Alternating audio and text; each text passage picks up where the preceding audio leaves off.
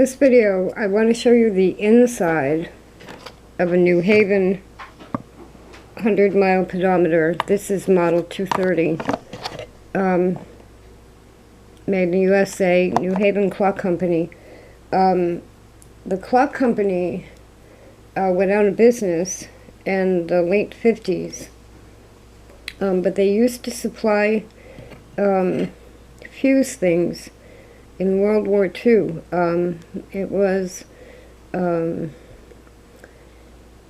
early American company, and you can tell this is the inside of it, and you can tell this is made by a clock company. It looks similar to the inside of a watch. Now, this center screw is the adjustment screw. This particular one is missing the glass lens on the front. That's not paper, that's printed acrylic or something, so that's fairly durable, but without the glass you run the risk of bending the hands. Now this is called the 100 Mile Pedometer because these larger increments go up to 10 miles, and for every 10 miles that then gets added on the smaller wheel, the smaller hand there, going up to 100. So you can have 10 miles before you would need to reset it. And so you reset it by turning this with an eraser when the back is on, or with your fingernail or something. Let me get that in a better view. And I'm just moving that.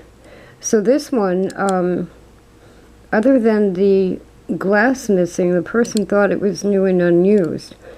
This is also the one I had with me this morning that was not keeping an accurate count, and I'd like to find out why. So the first thing I did was to see if this screw actually tightens down in any way, and maybe over the years it became loose. And I don't see that that's it. When you read the directions with these, and it's hard to pick it up on the camera, there are little lines right in front of my thumb. This is, my thumbnail became brown from cleaning copper, if you can believe it. Copper cleaner is acidic. So right here are little lines, and I just opened this one up. I hadn't opened the other one. This is how you adjust your stride length. It's right here, this little tiny arm right there. So this one was set at a 21-inch stride length, which is like for a child. So this obviously belonged to a child. And I've just reset it to just one line in front of 27. Now some of them have those lines, and some have a squiggly line, and because it's from a clock company, fast, they print fast over here, and you might see slow over there. Fast is a longer stride length. In other words, you would travel faster, I guess. But you can see there's a wire that goes through the different movements and over pulleys. And I think I just figured out, nope, it is right here is where the wire attaches, which is on the weight. Each one of those should be a step. So I'm not sure this is broken. I should have checked it for the stride length.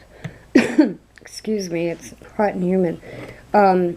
Before I said, gee, this one's broken. Now, I ordered a couple of them, and I'm sure out of them I'll get one that's working. And you wear it with a clip. You do, this particular clip looks a little bit bent out. You want to bend it in. Keep it. The other one I have got pushed off of my jeans and ended up on the floor. But you read them like this. So they hang on your pocket near your hip, and you read them like this. So I'm going to retest this one now that I've looked at it and reset the stride length. I don't know if that would have anything to do with the fact that it wasn't moving correctly.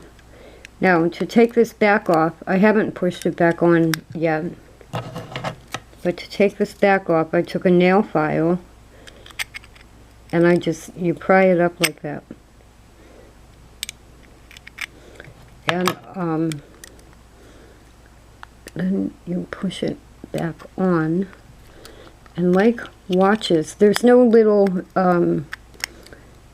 spot where it's better to pry it off. So I leaned against this with the nail file, but I did find with the other one the other day that sometimes how you line it up matters. Probably because it's been made like this for so long. These were around in the 1940s. I didn't see a date on the directions.